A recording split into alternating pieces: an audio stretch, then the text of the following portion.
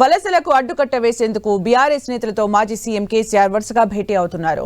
ఇవాళ కేసీఆర్ ను BRS party ఎమ్మెల్యేలు కలిశారు. పార్టీ మారుతున్న వారిపై అప్రమత్తంగా ఉండాలని వారికి కేసీఆర్ సూచించారు.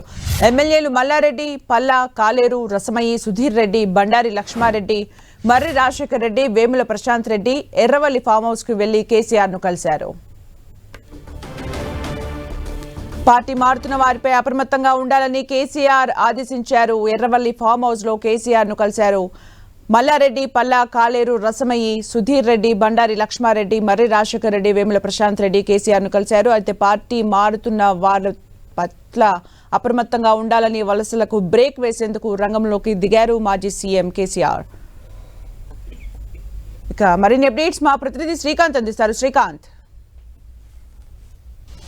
కేసీఆర్ ఎర్రవల్లి ఫామ్ హౌస్లో బీఆర్ఎస్ పార్టీ నేతలతో భేటీ కావడం జరిగింది. నిన్న కొంతమంది గ్రేటర్ హైదరాబాద్కు చెందిన ఎమ్మెల్యేలు కేసీఆర్తో భేటీ అయ్యారు. ఈ రోజు కూడా హైదరాబాద్కు చెందిన ఎమ్మెల్యేలు పలువురు కేసీఆర్తో భేటీ కావడం జరిగింది.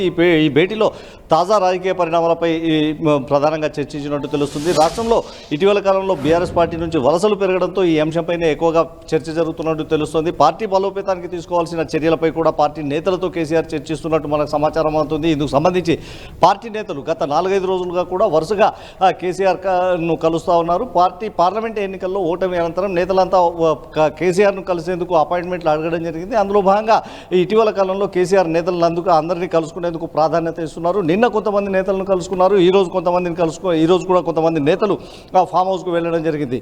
వరుసగా ఈ భేటీలు జరిగే అవకాశం ఉంటుంది. మరో వారం రోజుల లోపల కేసీఆర్ కీలక సమావేశాన్ని ఏర్పాటు చేస్తారన్న ఒక సమాచారం కూడా అందుతుంది. ఇందుకు సంబంధించి పార్టీ అధికారికంగా ఎలాంటి ప్రకటన చేయకపోయినప్పటికీ పార్టీకి భవిష్యత్ కార్యాచరణ రూపొందించేందుకు పార్టీ ప్రజాక్షేత్రంలో ఎలా వ్యవహరించాలన్న దానిపై ఒక కీలక సమావేశాన్ని నేతలందరితో ఏర్పాటు చేస్తారన్న ఒక సమాచారం ఉంది. అయితే పార్టీ నేతల్లో మాత్రం పార్టీ నుంచి వెళ్లకుండా పార్టీలో భరోసా కల్పించే విధంగా కేసీఆర్ వ్యాఖ్యలు చేస్తున్నట్టు తెలుస్తుంది.